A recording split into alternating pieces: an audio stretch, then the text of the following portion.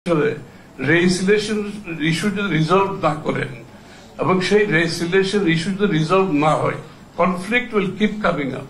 আপনি যতবার সলিউশন করবেন। আর দ্বিতীয় কথা হচ্ছে, রোহিঙ্গা রাখাইন স্টেটের সাথে বাংলাদেশের ইন্টারডিপেন্ডেন্সের কিছু ইস্যু আছে, এখানে ইকোনমিক ইস্যু আছে।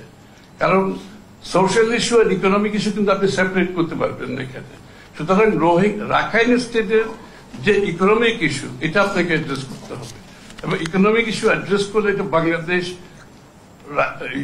মিয়ানমার একা করতে পারবে না।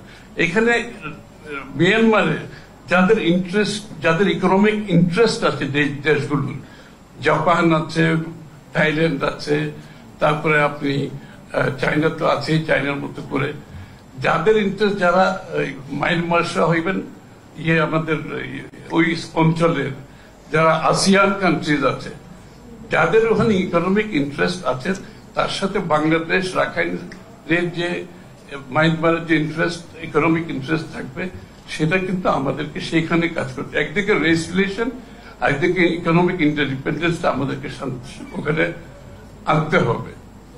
রাখাইন স্টেট কিন্তু আমাদের বাংলাদেশের জন্য quite honestly is a hinterland. ওখানে কিন্তু সবগুলো রিসোর্স আছে। ওখানে আপনার লাইমস্টোন থেকে শুরু করে, ব্যাম্বু থেকে শুরু করে, পেপার মিল এবং অল র মেটেরিয়াল, ইন্টারমিডিয়েট র মেটেরিয়াল ওখান থেকে চিটাগংয়ে আমরা প্রসেস করে আমাদের একটা ইন্টারডিপেন্ডেন্স ক্রিয়েট করতে পারি। আমার মনে হয় সবগুলো ইস্যু এখানে আনতে হবে আমাদেরকে। কারণ আমরা খালি কাউকে পাঠিয়ে দেবো হোপিং দ্যাট তারা চলে যাবে, ওখানে সেটেল করে যাবে, আবার সব ঠিক হয়ে যাবে। এখানে যদি রিলেটেড সব issue, socio economic, racial issue, তারপরে আমাদের সিকিউরিটি ইস্যু, আমরা যদি সবগুলোকে কম্বাইনলি চিন্তা না করি, শুধুমাত্র তাদেরকে নেগোশিয়েট করে ওখানে পাঠানোর, এটা কোনো আমরা I don't think, again the conflict will keep coming up in the future. এটা কিন্তু once and for all করতে হবে, আমাদেরকে পুরো জিনিসটাকে মাথায় রেখে করতে হবে। আর এখানে তারা যতক্ষণ আছে আমাদেরকে we should have to treat them মানবিক, তাদের ট্রিটমেন্ট দিতে হবে।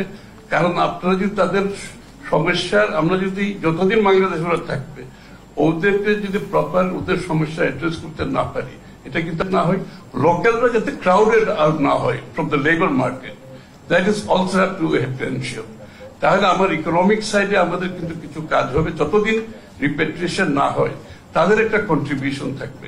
তাদের স্কিল ডেভেলপমেন্ট যদি আমরা করতে পারি, যেখানে স্কিল লেবার শর্ট আছে, সেটাও আমরা করতে পারি। এখানে ইন্টারন্যাশনাল অ্যাসিস্ট্যান্স তো অনেকে আসছে, কিন্তু এটা প্রপার চ্যানেলিং করতে হবে।